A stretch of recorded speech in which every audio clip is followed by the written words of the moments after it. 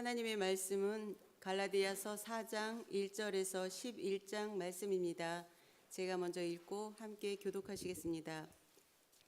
내가 또 말하노니 유업을 이을 자가 모든 것의 주인이나 어렸을 동안에는 종과 다름이 없어서 그 아버지가 정한 때까지 후견인과 청지기 아래 이와 같이 우리도 어렸을 때에 이 세상의 초등학문 아래에 있어서 종노릇하였더니 때가 참에 하나님이 그 아들을 보내사 여자에게서 나게 하시고 율법 아래에 나게 하신 것은 율법 아래에 있는 자들을 속량하시고 우리로 아들의 명분을 얻게 하려 하심이라. 너희가 아들이므로 하나님이 그 아들의 영을 우리 마음 가운데 보내사 아빠 아버지라 부르게 하셨느니 그러므로 내가 이후로는 종이 아니요 아들이니 아들이면 하나님으로 말미암아 유업을 받을 자니라. 그러나 너희가 그때 하나님을 알지 못하여 하나님이 아닌 자들에게 종노릇하였더니 이제는 너희가 하나님을 알 뿐 아니라 더욱이 하나님이 아신 바 되었거늘 어찌하여 다시 약하고 천박한 초등학문으로 돌아가서 다시 그들에게 종노릇하려 하느냐. 너희가 날과 달과 절기와 해를 삼가 같이 읽겠습니다. 내가 너희를 위하여 수고한 것이 헛될까 두려워하노라. 아멘. 서로에게 축복의 인사를 나누시겠습니다. 오늘도 새벽 예배를 드리는 희성아, 너는 하나님의 보석이다, 보석이다. 변함없이 새벽 예배 드리는 집사님은, 권사님은 하나님의 보석입니다, 보석입니다. 이 모든 것이 주님의 은혜입니다. 아멘. 목사님께서 아버지와 아들이라는 제목으로 말씀 전해주시겠습니다. 많은 은혜와 감동이 있으시길 바랍니다. 아멘, 아멘. 아버지와 아들. 아버지와 아들은 잘 닮지요, 닮아. 근데 아버지와 아들 이렇게 하면은 저희가 어렸을 때 동네 아저씨가 잘 사는데 애를 때가 딸 둘에 아들 셋에 있는데 어느 날 어떤 여자가 아기를 놓고 와서 아저씨 아들이라고 그래. 또요, 지금은 은퇴했지만 아주 목회를 잘하는 우리 교단에 목사님 교회에 어느 날 와가지고 여자가 아기를 놓고 와서는 목사님 아들이라고 그래. 나중에 보니까 목사님을 싫어하는 분들이 돈을 엄청 줘가지고 한 번만 가서 목사님 아들이라고 해라. 그게 이제 밝혀졌어요. 근데 이제 중요한 것은 제가 왜 이런 얘기를 하는가 하면은 아버지와 아들은 서로 잘 아는 관계여야 돼. 아버지가 아들을 모른다. 아들이 아버지를 모른다. 물론 우리가 홍길동전에 보면 홍길동이가 그러잖아요. 아버지 앞에 가서 아버지를 아버지라고 부르지 못하고 형을 형이라고 부르지 못하는 불초소생은 아버지 품을 떠나겠습니다.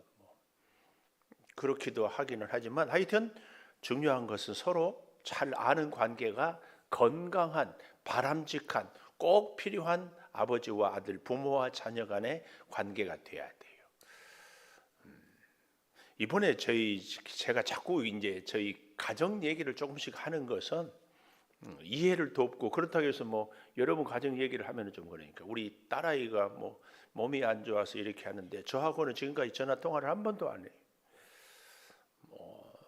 여성 쪽의 병이어서 그럴 수도 있겠지만 어때요?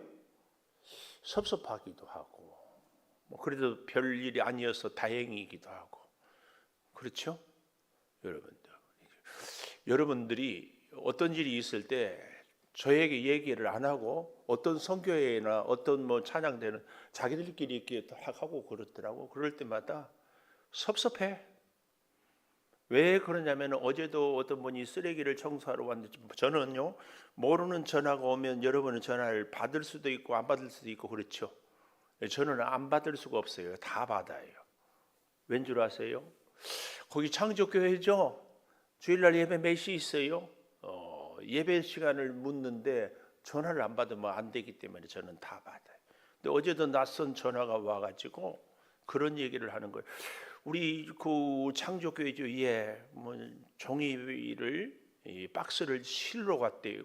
내가 알기로는 우리 장로님 두 분이 늘 치우면서 이걸로 팔아서 뭐 다른 것도 하고 그래서 그 값으로 뭐 4층 정수기 값도 낸다고 했는데 그게 뭔 일인가 그랬더니 그럴 일이 없을 거라니까. 그 가야 아파트 사는 아줌마가 뭐 얘기했다고 그래서 하차 싶어서 이은자 장로님한테 전화번호 연결해서 이렇게 처리하고 했는데 제가 중간에 저한테 다 얘기를 하라는 것은 무슨 얘기냐 하면은 그런저런 일들이 있을 때 스무스하게 일을 잘 진행하기 위해서예요. 저한테 뭐 군대에서 상관한테 보고하라 이런 차원이 아니에요. 알아야 돼요. 알아요. 그래야 일이 진행이 돼. 제가 일부러 이런 얘기를 하는 것은 다른 부서도 마찬가지예요. 꼭 그렇게 해주셔야 돼요. 목사님 뭐 알면 안 돼. 그 곤란합니다. 목사님 알면 안 된다고 해야 그 문제 생기면 다 목사한테 뒤집어 씌우죠. 그렇지 않나요? 그러니까 꼭 그렇게 해주세요.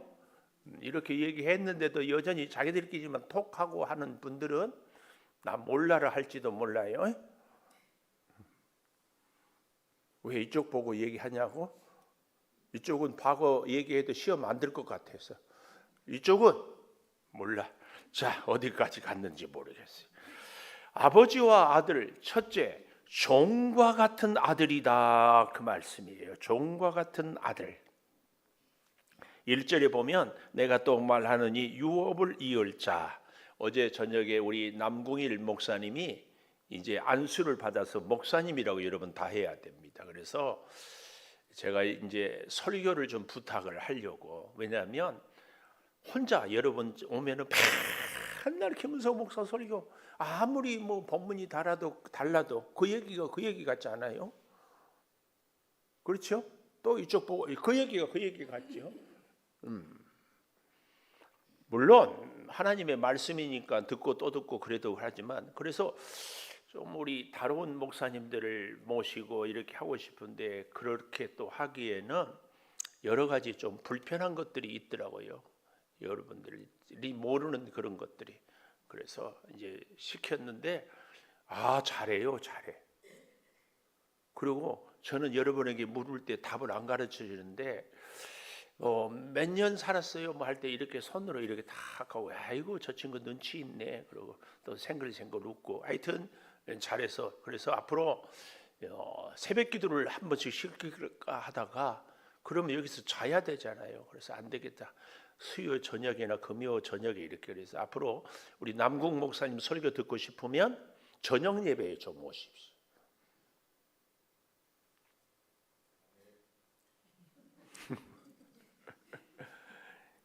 근데 어제 저녁에 목사님 설교 제목이 그 3장 29절의 마지막에 유업을 이을 자.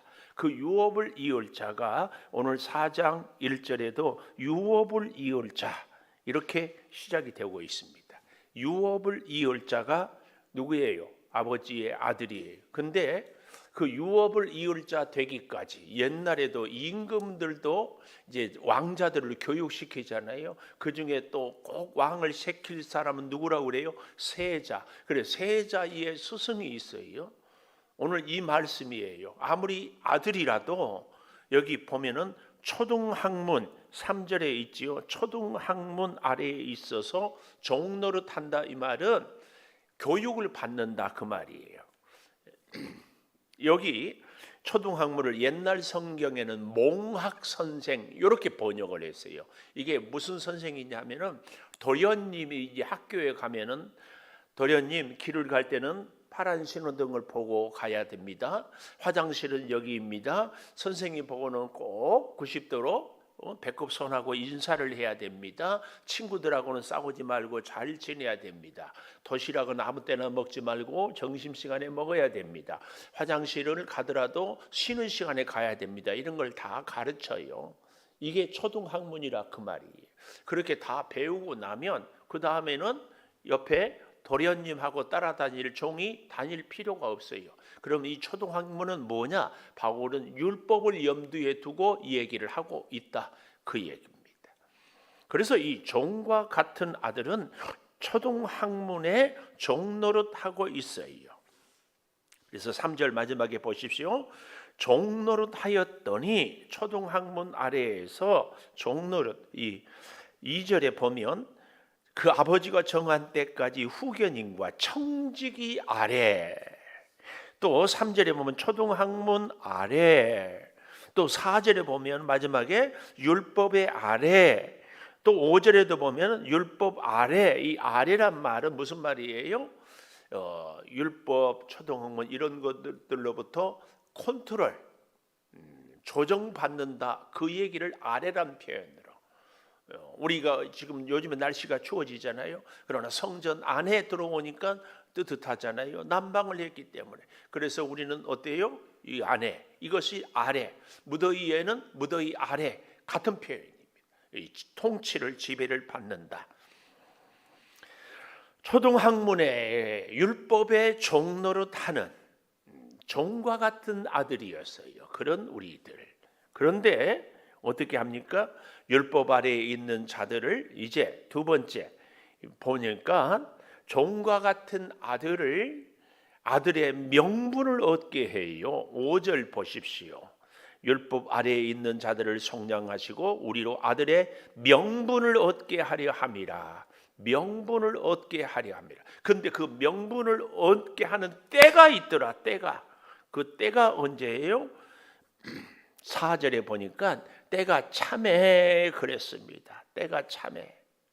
이 때가 참해 그 말은 아주 풍성함이 충만하게 채워졌을 때, 좀 더 쉽게 얘기하면 아들이 아버지의 모든 유산을 물려받을 만큼 배우고 경험도 없고 일을 할 수 있는 경력도, 사람을 다스릴 수 있는 능력도 다 갖게 되었을 때, 굳이 성경의 인물을 비교하자면 계속해서 이 갈라디아서에서 아브라함을 얘기하잖아요.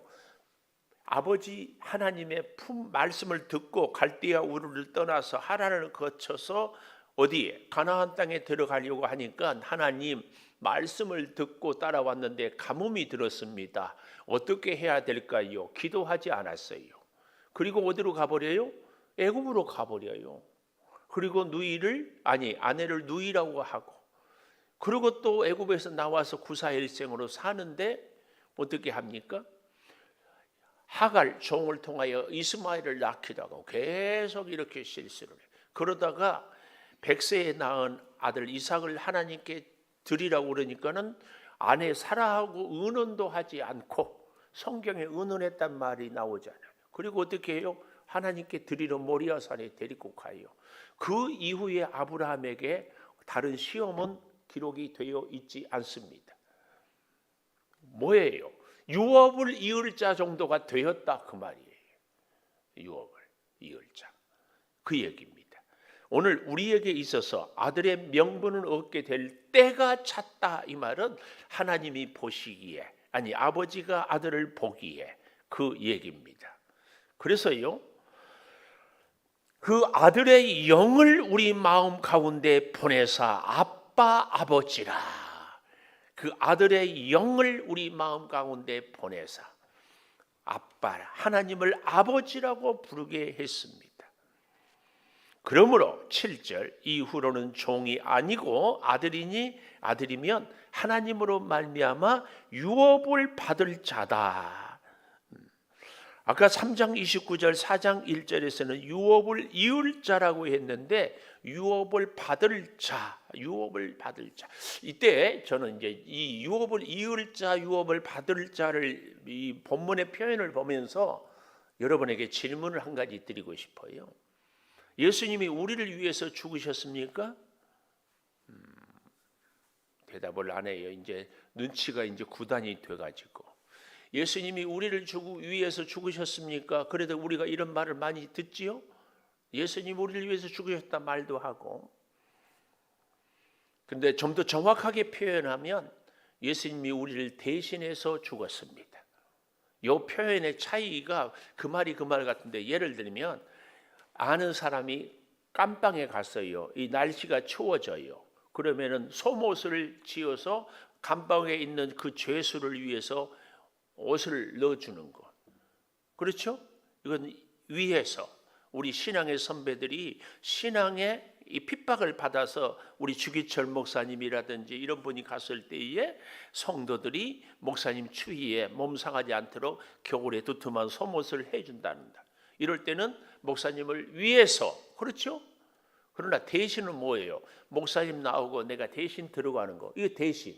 예수님이 우리를 위해서 죽은 것보다 더 정확하게는 예수님이 우리 대신해서 죽었다.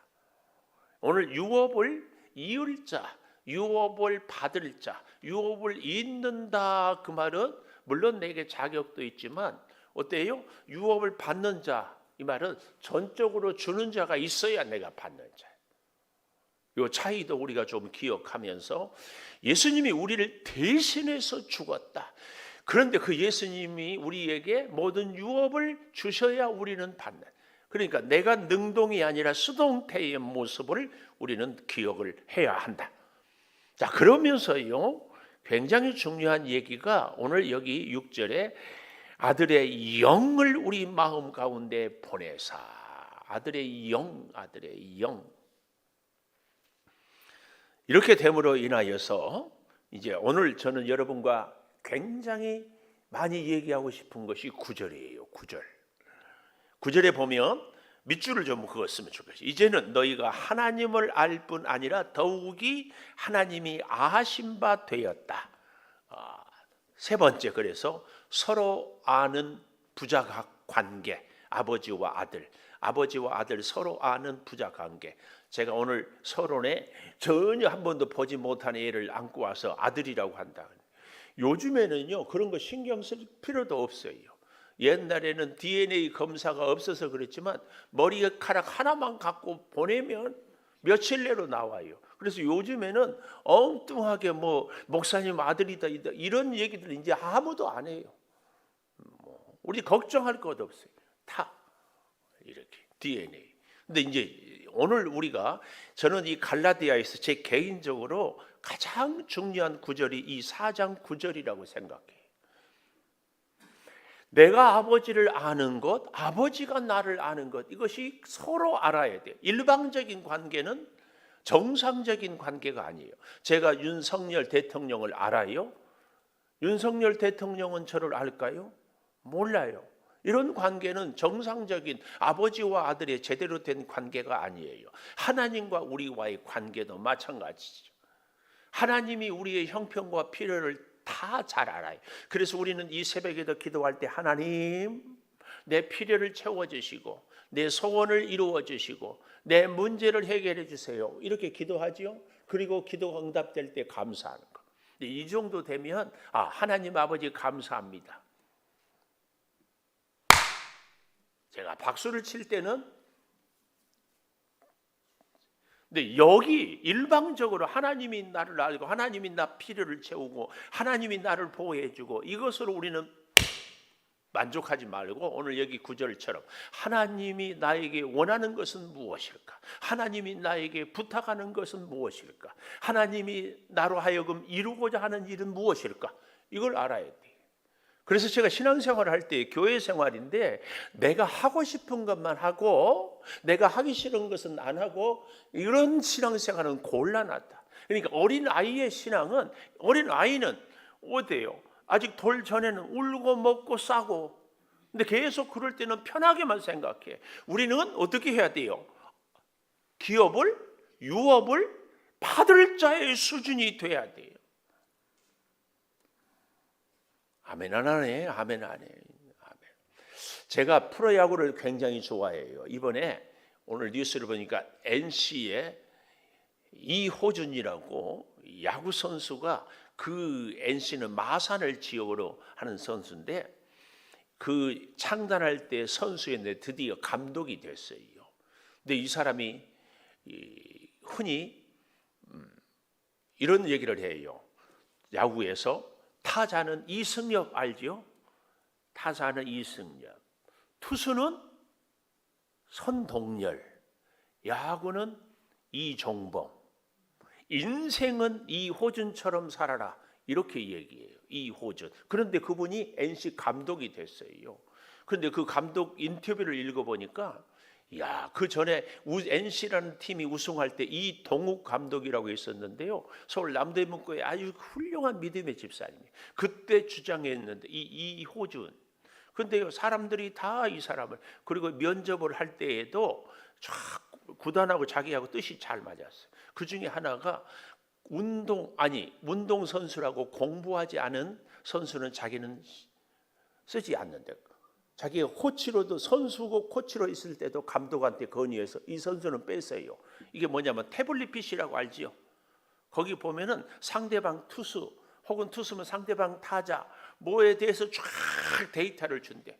30분만 보면 되는데, 그래서 이 코치일 때 타자가 나오면 야, 너 저 선수 투수에 대해서 아는 거 뭐까지 물어본대. 모른다고 그러면 빼버린대. 왜요?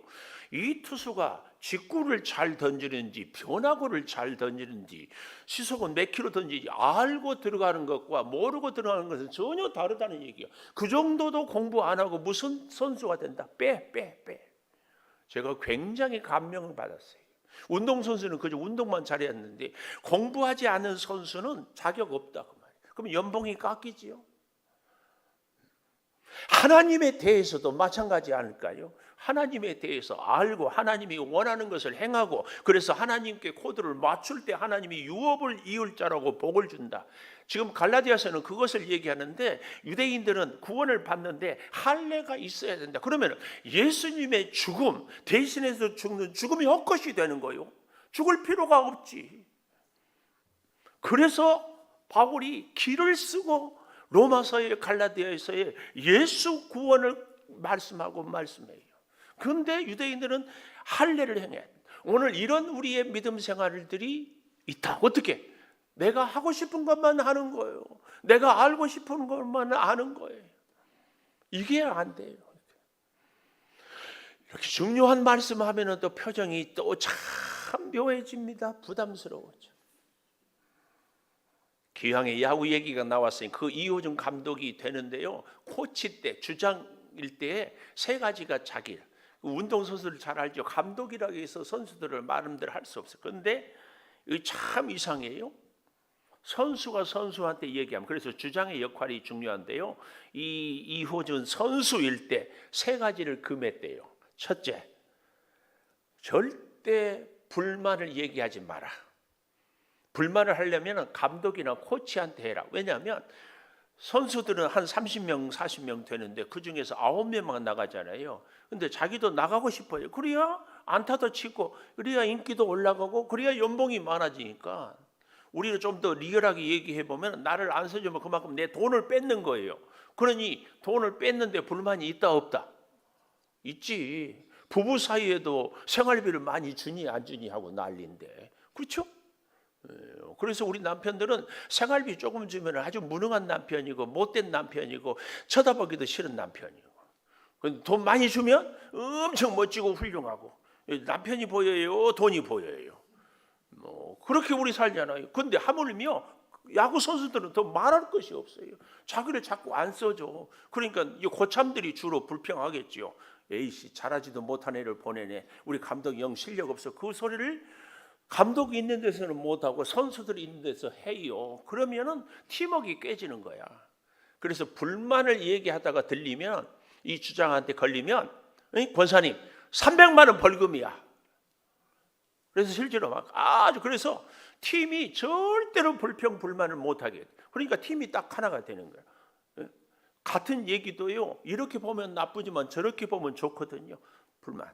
불만을 못하게. 두 번째, 비록 내야 땅볼을 쳤어도, 내야 땅볼이 뭔 줄 알죠? 세게 때렸는데 투수 앞에 또글또글 굴러가. 그래도 전력 질주를 해라. 그렇게 하면 아웃이다. 세 번째, 열심히 했는데 그냥 병살타를 쳤어. 그런 친구들에게는 꼭 격려를 해라. 이 세 가지를 굉장히 주장했대요. 들었지만 잊어버렸죠? 다시 해볼까요? 불만을 절대 하지 마. 불만. 두 번째, 비록 잘못 쳤어도 전력 질주를 해봐라. 세 번째는 뭐라고요? 잘 못한 선수도 열심히 했으면 꼭 격려해라. 저는 우리 신앙생활에도, 아니 아버지와 아들에게 관계에도, 인간 관계에도 이 세 가지는 꼭 필요. 그래서 이 이효준 선수가 있을 때는 이 NC 다이너스가 완전히 하나가 돼 있어요. 지금도 자기는 자신 있대요. 성적과 우리 그 성취하는 성공을 자신한테, 이 세 가지. 하나님과 저는, 우리와의 관계도 저는 똑같다고 믿습니다. 하나님께 불평하고 불만하는 그 얘기를 듣는 거예요. 여러분 성도들 가운데 누가 불평 불만하면 그 얘기를 듣는 것은 아니 듣는 만 못해요. 절대. 아니 나 혼자 지옥 가지 뭐 다른 사람들까지 지옥 가게 해요. 하나님이 그런 사람들을 절대 기뻐하지 않습니다. 두 번째, 전심전력을 다해서 하나님 붙잡고 살아야 됩니다. 세 번째, 믿다가 낙심한 사람 혹은 절망하고 힘들고 어려운 사람들을 보면 꼭 격려해야 됩니다. 꼭 격려해야. 이게 진짜 오늘 구절에 하나님을 진짜 잘 아는 사람, 그렇죠? 하나님을 잘 아는 사람, 그리고 하나님이 우리를 잘 아는데 하나님이 너 때문에 나 못 살겠다 그러겠습니까? 우리를 바꾸고 변화시키고 고치고 격려하고, 낙심하지만 내가 살아있다. 나는 전능하신 하나님이다. 내가 너를 사랑한다. 그리고 너는 전심전력을 다하여서 하나님 붙잡고 살아라. 이 세 가지를 얘기할 것 같아요. 여러분, 우리가 하나님을 아는 것 중요합니다. 하나님이 나를 아는 것만 갖고는 안 돼요. 하나님이 사실은 사울 왕을 잘 알았을 겁니다. 그러나 사울 왕이 하나님에 대해서 잘 알려고 하지 않고 자기 생각대로 제사를 드리고 자기 생각대로 나라를 다스려요. 그러니까 실패하는 왕이 되는 겁니다. 하나님을 잘 알아야 돼요. 하나님도 우리를 잘 알아야 돼요. 그 역사가, 그 능력이, 이 바울은 그것 때문에 로마서를, 갈라디아서를, 아니 고린도전서를 다 계속 쓰고 있어요. 오늘 하나님을 좀 더 전심전력을 다해서 불평하지 말고, 하나님이 나에게 주신 그 격려 세 가지, 불만을 불평하지 말고 격려하며 전심전력을 다하고 사는, 그때 우리가 진짜 하나님을 알고 하나님과 함께 하나님의 은혜를 덧입고 살아가는 우리들이 될 줄을 믿습니다. 기도하겠습니다. 감사합니다, 아버지.